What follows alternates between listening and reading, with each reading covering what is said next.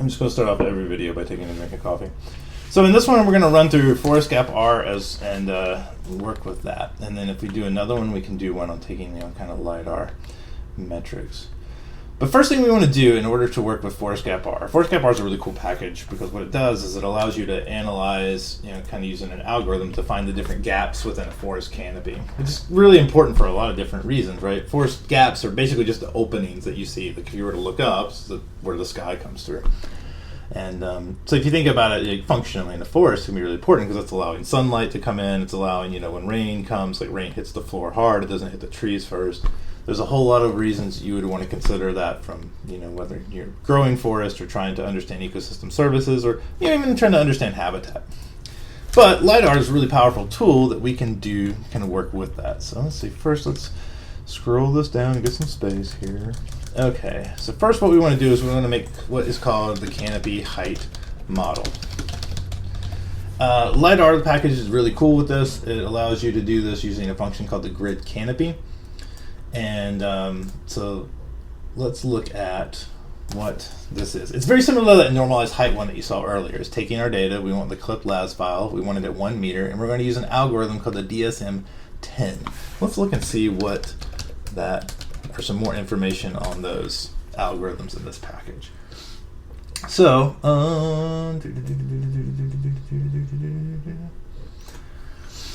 so the algorithm, rasterized canopy, rasterized terrain, actually doesn't have a lot of information on this anymore. This is always the one that I've used, but I don't know what the necessarily other options are. Okay. Well, let's see.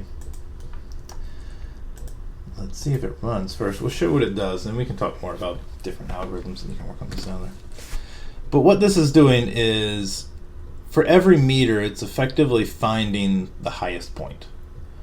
And it's going to take that point and basically make that the value of that 1 meter square, or 1 meter pixel, really is more accurate way to say. And then it's going to give you a flat, X, Y grid, effectively. It looks like this. We're going to plot it. And yeah, so now it's like a raster that we can see. That, it goes from 30 to 0 meters. And it's basically just clipped the highest point in that. And so it's called a canopy height model. It's a model of what the surface of the canopy is. Very similar to this, like if you wanted to create, a DTM or a digital terrain model, we would use the grid terrain. We would want the last clip. We want the resolution also at 1. And we would do algorithm equals, like 10. So let's see what that looks like.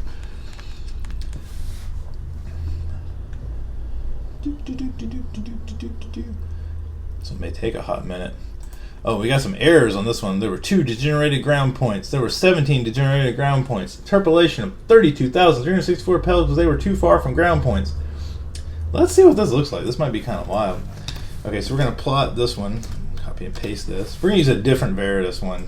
Give you some options here so you can explore. Veritas. Let's look at the various color palettes. Let's use Mako. Okay. Cool. Oh, I did the canopy height model again. DTM, not DRM.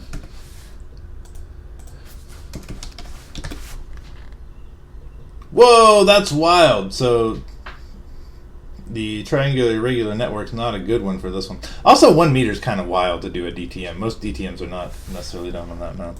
At least we know our canopy height model looks a little bit better, but let's just erase this and forget about this one for right now. Okay, so now we're going to go into ForestGapR a little bit and what we want to do. So I'm going to copy this information. This is taken from you can see on the GitHub. Do I already have it up? Nope, wrong GitHub. This is Forest Analysis in R. We can look at the Canopy Gap R repo. Maybe? No? Let's look at GitHub. Canopy. No, it's ForestGapR, duh. We'll find it. Short-term memory loss. So what this is going to do is this is going to allow us to get to that point of being able to detect those gaps. And so, we already have it loaded. This is going to set the height thresholds. In this case, it's meaning the height's 10 meters, so it's not going to detect a gap below 10 meters. And it's setting the size of the gap range from 1 to 1,000 meters.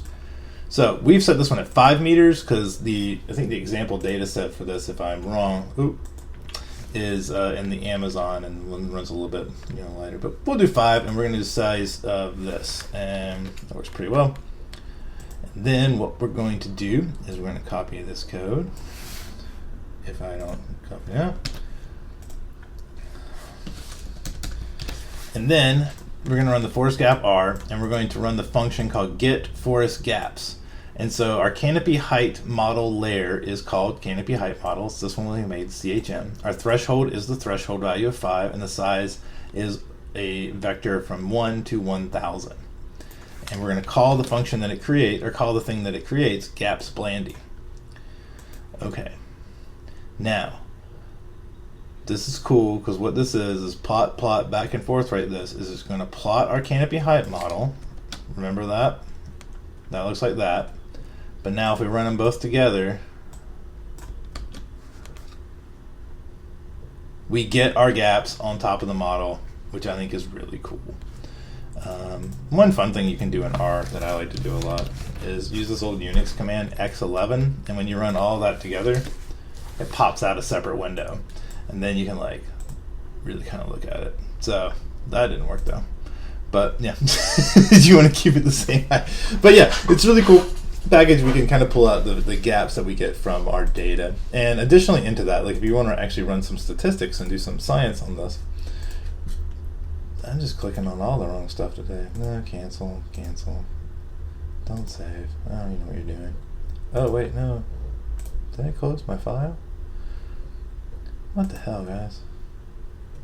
Wow, I didn't save it. That was dumb. Anyway, okay, we already have that stuff saved in space. That's the cool thing about R. I messed up, right? But see that GapsBlandy? Still there. So what we're going to do is we're going to run gap stats on it. Our gap layer is the GapsBlandy. Our canopy height model layer is still there. Gap stats is going to give us some interesting information. So what we're going to do is look at the frequency and distribution of these. This is the gap size F distribution. So gap stats data comes from gap stats. Our methods is Hannell 2017, which I assume is a reference to a paper. We're going to color them in green. And this is information telling on the size. It's going to make sense here when we kind of graph it. This is a little bit different than the ggplot stuff that I showed you. This is a different way to graph things. And we're going to go. And yeah, so we have gap frequency. We can see that this is telling us that the small gaps are far more frequent than the large gaps. And we have this kind of, push as it kind of comes off. Let's see. So that's that. And I appreciate y'all listening, and I hope this is helpful. All right, thanks.